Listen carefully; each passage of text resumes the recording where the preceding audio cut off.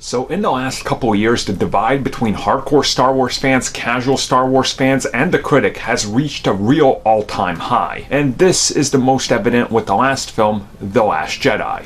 But now coming into The Rise of Skywalker, many of the actors are talking about the film since it is out now, and Mark Hamill has now, according to many, turned on the fans. So let's talk about what he had to say, which is causing a lot of controversy and backlash.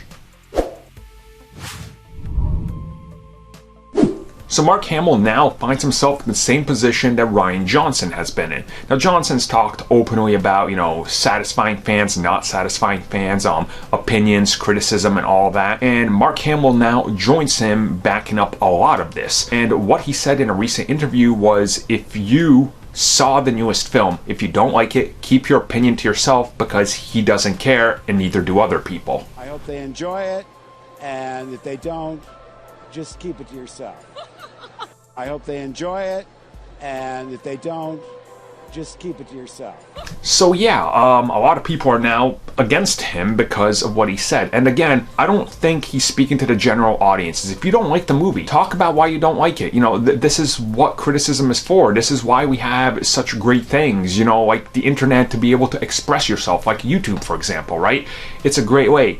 I think he's coming at this more from the toxic angle. If you're gonna make a 45-minute video yelling at J.J. Abrams like they yelled at Rian Johnson, saying you destroyed my childhood, destroying figures of, action figures of characters you don't like and whatever, that's taking it to a step that's not just your opinion. You're literally spreading this toxic, mentality out there that doesn't really need to be there. There's no place for it. It's just kind of encouraging more toxicity on the internet, and there's already plenty of that out there. So I don't agree with him necessarily, but I think, once again, the way he said it, it's kind of being blown out of proportion. He just doesn't want the super toxic fans out there, because he himself has openly criticized many of the elements from all the Star Wars films.